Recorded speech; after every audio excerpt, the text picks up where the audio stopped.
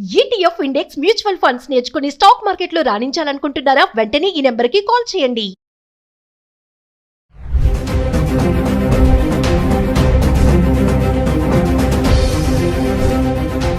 Hi hello నమస్తే, welcome back to Suman TV. ప్రస్తుతం మనతో పాటు ఉన్నారు consumers affairs committee chairman Mandari Krishna Reddy గారు. నమస్తే సార్. నమస్తే. సార్, అమెరికా ట్రంప్కి సంబంధించి మనం వీడియోలు చేస్తూనే ఉన్నాము.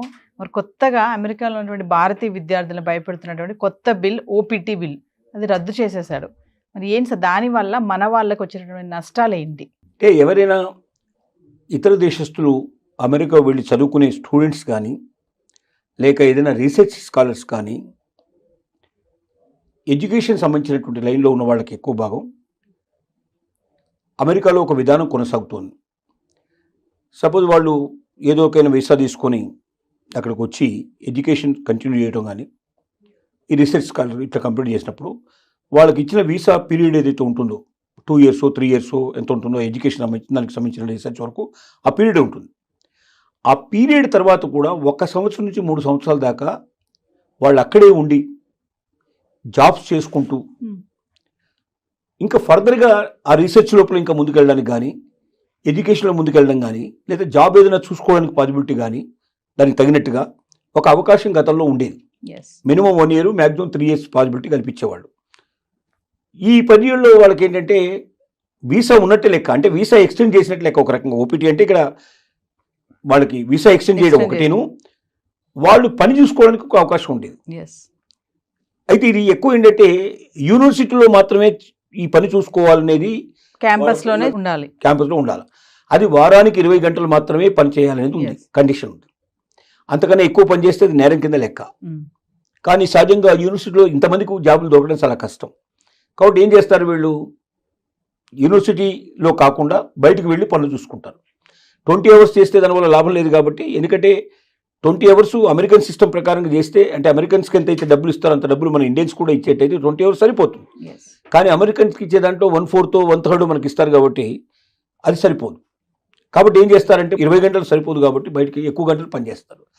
ఈ ఎక్కువ గంటలు పనిచేయడం అనేది నేరానికి సంబంధించిన విషయం. అంటే అమెరికన్స్కు ఉద్యోగాలు దొరకకుండా బయట నుంచి వచ్చిన వాళ్ళు ఆ ఉద్యోగాలు ఆక్యుపై చేసుకొని తక్కువ రేట్లకు పనిచేయడం వల్ల అమెరికన్స్ రావాల్సిన జాబ్స్ రావట్లేదు, అమెరికన్ రావాల్సినంత జీతం రావడం లేదనేది అక్కడ ట్రంప్ యొక్క వివాదం. ట్రంప్ ఓపీటీ రద్దు చేయడంలో ముఖ్యమైన కారణం అది. ఇప్పుడు దీనివల్ల ఏమైందంటే లక్షల మంది విద్యార్థులు నష్టపోయే పరిస్థితి ఏర్పడింది.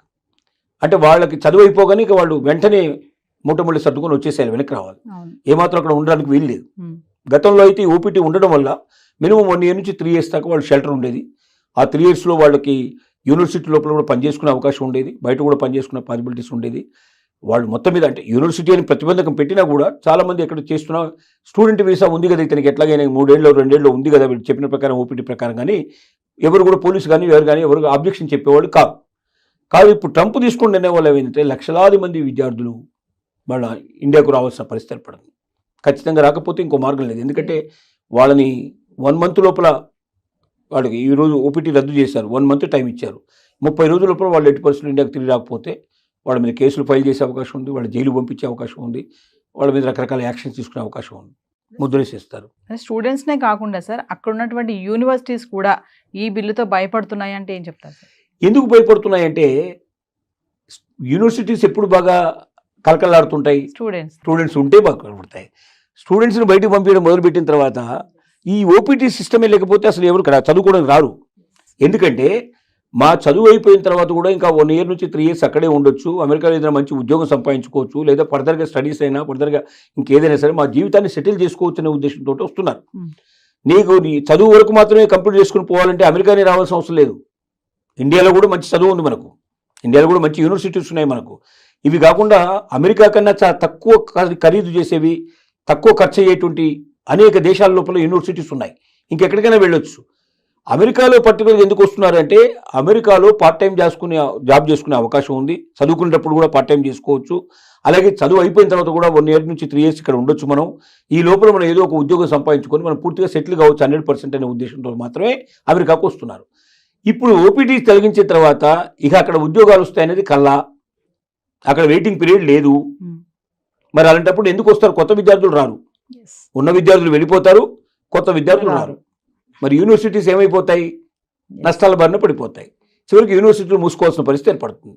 అందుకే యూనివర్సిటీస్ వణికిపోవడానికి కారణం అది, భయపడడానికి కారణం అదే మెయిన్గా. సరే, ట్రంప్ టార్గెట్ ఇప్పుడు స్టూడెంట్స్ అంటారా?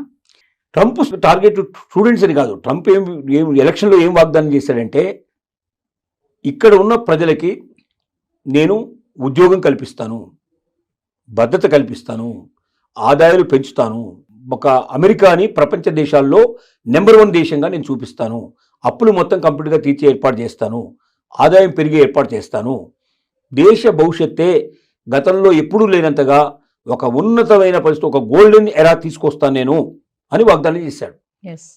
కాబట్టి మరి అలాంటి స్వర్ణయుగాన్ని తీసుకురావాలంటే ఎక్కడెక్కడ లోపాలు ఉన్నాయో చూడడం మొదలుపెట్టాడు.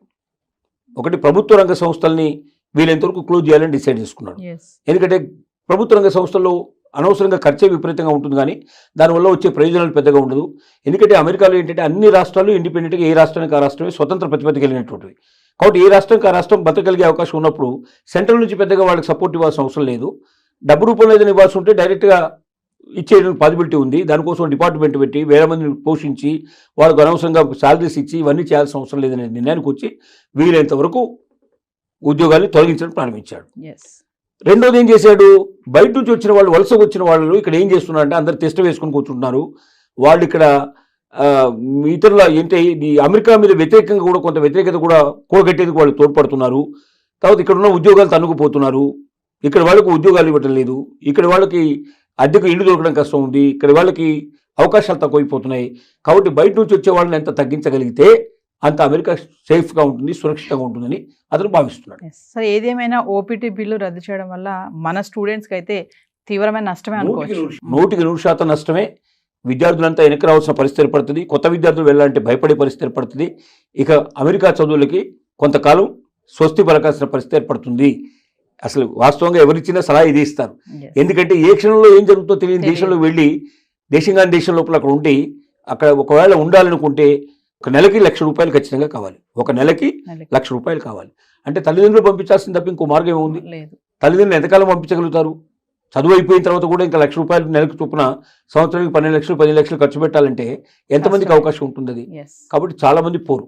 100కి 90 మంది 95 మంది వెనక్కి వచ్చేస్తారు. ఒక 5% పీపుల్ 10% పీపుల్ మేబీ డబ్బు బాగా ఉన్నవాళ్ళు పంపించుకునే పాసిబిలిటీస్ ఏర్పడతాయి. Thank you sir.